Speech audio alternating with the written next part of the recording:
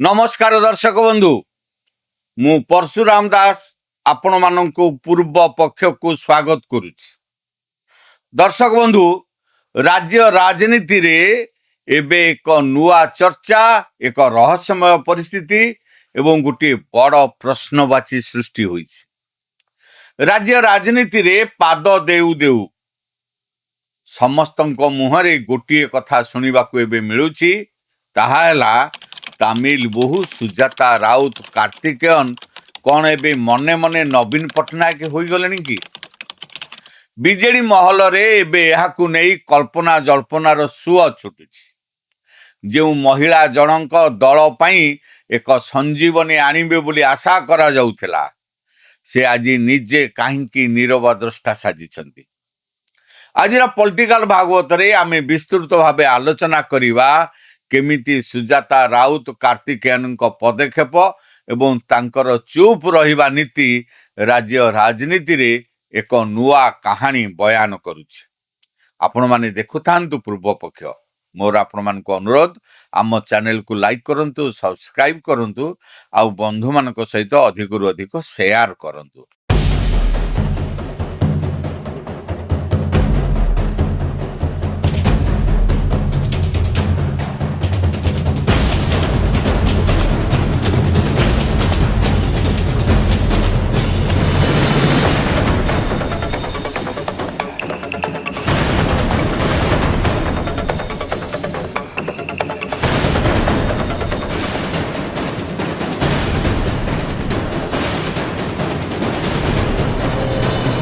दर्शक बंधु प्रथमे प्रथमे जेतेबेले सुजाता राउत कार्तिकेयन राजनीति रे सक्रिय भाव रे पाद देले, सेतेबेले दलीय महल रे एक बड़ धरणर हईचई सृष्टि होइतिला। से प्रथमे प्रथमे गोटिए कि दुईटी प्रसंग रे मुह खोलिथिले एवं निजर उपस्थिति जाहिर करथिले। ठीक सही समय रे दलर किछि वरिष्ठ नेता एवं प्रचारक माने ढेर बाहास्फोट मारिबा को लागिले जे दल एबे एक नुआ संजीवनी पाइछि आ सीए हेले सुजाता राउत कार्तिकेयन। सेमानंकर प्रचार थिला जे सुजाता राउत कार्तिकेयन को माध्यम रे दल एबे पुणी थरे मजबूत भावे संगठित हेब। शासक दल बीजेपी एवं सरकारंक विरोध रे एक जोरदार और कड़ा लड़ाई करिब। सते जेमिति लागुथिला अणनिश्वासी होई पड़िथिबा दल को एक नुआ ऑक्सीजन मिली जाइछि। किंतु आज सेही प्रचार एक प्रकारर हसर खोराक पालटिछि। कारण जहाँ आशा करा जाउथिला वास्तव रे तार ओलोटा चित्र देखिबा को मिलुछि। आज सुजाता राउत कार्तिकेयन ठीक दलर सभापति नवीन पट्टनायकंक भली मुहरे तुंडी मारी संपूर्ण चुप बसी जाइछंती। आज राज्य रे एते गुड़िए ज्वलंत समस्या घेरी रही, जहाँ साधारण लोकंक जीवन, युवपीढ़ी भविष्यत एवं ओडिशार स्वाभिमान सह जड़ित। आसंतु नजर पकाइबा सेही महत्वपूर्ण प्रसंग उपरे। राज्यर कोमलमती छात्र छात्री माने पाठ पढ़िबा समय रे पुस्तक रे रहिथिबा असंख्य भूल भाल तथ्य सेमानंक भविष्यत को अंधार को ठेली देउछि। किंतु यह विरोध रे बीजेडी पक्षरु बा सुजाता राउत कार्तिकेयन पक्षरु कौनसी बड़ प्रतिवाद देखा मिलला कि? डाक्तरी पाठ्यक्रम पाई प्रस्तुत होउथिबा मेधावी छात्र छात्री स्वप्न किपरि धूलिसात हैला ता समस्ते जानती। ए संपर्क रे सुजाता राउत कार्तिकेयन किछि कहिले कि?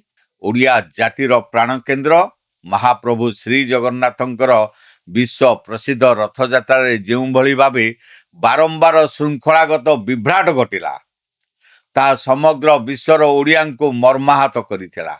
ए संपर्क रे सुजाता राउत कार्तिकेयन किछि कहिले कि? किछि कहिले नाही। राज्य रे बे बन्या एवं प्राकृतिक दुर्विपाक चलीछि। ए समय रे सरकारी कल किपरि संपूर्ण विफल साब्यस्त होउछि ताहा लोकलोचन को आसुछि। किंतु ए संपर्क मध्य सुजाता राउत कार्तिकेयन अहेतुक नीरवता अवलंबन करुछन्ति। एसबु सत्वे राज्यर मुख्य विरोधी दलर जने प्रमुख चेहरा भावे ପରିଚିତ ହେବାକୁ ଚାହୁଁଥିବା ସୁଜାତା ରାଉତ କାର୍ତ୍ତିକେୟନ ଏହି ପ୍ରସଙ୍ଗରେ କାହିଁକି ସମ୍ପୂର୍ଣ୍ଣ ଏବେ ନୀରବ? କେବଳ ସୋସିଆଲ ମିଡିଆରେ ଗୋଟିଏ କି ଦୁଇଟି ନାମକୁ ମାତ୍ର ପୋଷ୍ଟ କରିଦେଇ ହାତ ବାନ୍ଧି ବସିଯିବା କ'ଣ ଜଣେ ଦାୟିତ୍ୱ ସମ୍ପନ୍ନ ନେତ୍ରୀଙ୍କର କାମ? ଏହା କ'ଣ କୌଣସି ଗଭୀର ରାଜନୈତିକ ଭୟ ନା ପଛରେ ରହି ଖେଳିବାର ଏକ ସୁଚିନ୍ତିତ ରଣନୀତି? ସାମ୍ନାକୁ ଆସି ସିଧାସଳଖ ଗଣମାଧ୍ୟମ କିମ୍ବା ଜନସାଧାରଣଙ୍କ ସାମ୍ନାରେ ମୁହଁ ଖୋଲିବା ବଦଳରେ ଏବେ ଏକ ନୂଆ ମଡେଲ ଆପଣା ଯାଉଛି। ତାହା ହେଉଛି ସୋସିଆଲ ମିଡିଆର ଅଘୋଷିତ ବାହିନୀ।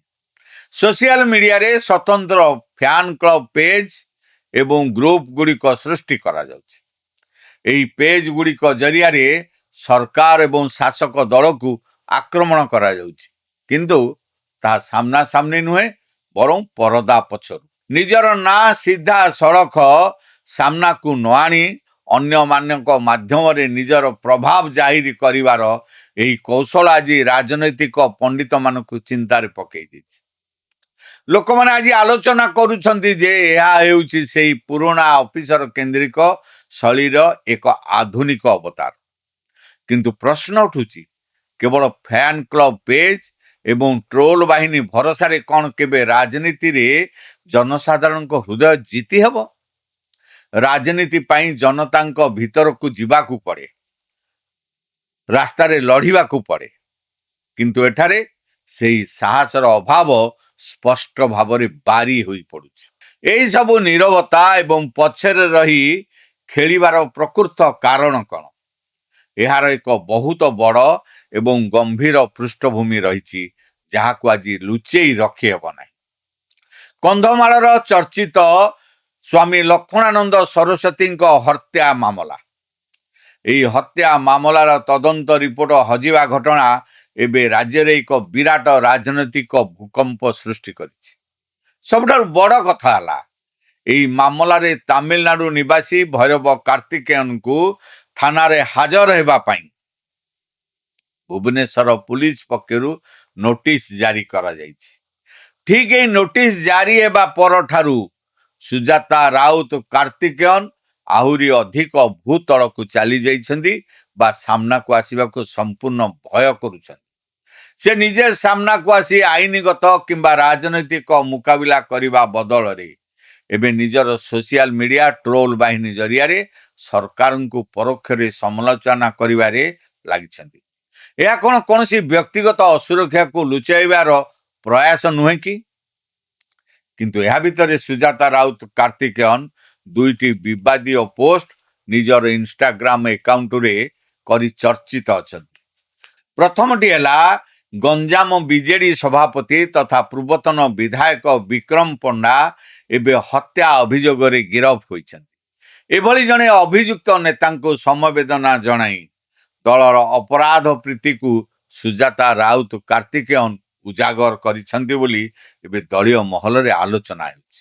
କାରଣ ବିଜେଡି କ୍ଷମତାରେ ଥିବାବେଳେ ଅନେକ ଅପରାଧୀ ନେତାଙ୍କୁ ସୁରକ୍ଷା ଯୋଗାଇ ଦେଇଥିଲା, ଯାହାକି ଦଳକୁ ସମାଲୋଚିତ ହେବାକୁ ପଡ଼ିଥିଲା।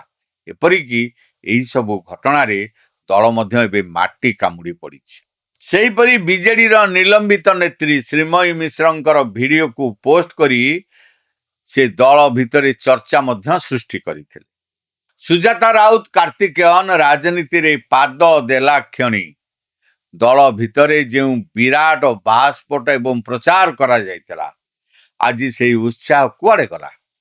ନିଜକୁ ନବୀନ ପଟ୍ଟନାୟକଙ୍କ ଉତ୍ତରାଧିକାରୀ କିମ୍ବା ତାଙ୍କ ଦଳର ପ୍ରକୃତ ନେତୃତ୍ୱ ଭାବେ ପ୍ରସ୍ତୁତ କରୁଥିବା ସୁଜାତା ରାଉତ କାର୍ତ୍ତିକେୟନଙ୍କର ଏପରି ରହସ୍ୟମୟ ନୀରବତା ଦଳ ଭିତରେ ଏବେ ଗଭୀର ଅସନ୍ତୋଷ ଏବଂ ଦ୍ୱନ୍ଦ୍ୱ ସୃଷ୍ଟି କରୁଛି। ଜନସାଧାରଣଙ୍କ ଦୁଃଖ ସୁଖ ଏବଂ ଜ୍ୱଳନ୍ତ ସମସ୍ୟା ଠାରୁ ଦୂରରେ ରହି କେବଳ ପରଦା ପଛରୁ ଏବଂ ସୋସିଆଲ ମିଡିଆରେ ରାଜନୀତି କରିବା କ'ଣ କେବେ ପ୍ରକୃତ ନେତୃତ୍ୱର ଲକ୍ଷଣ ହୋଇପାରିବ?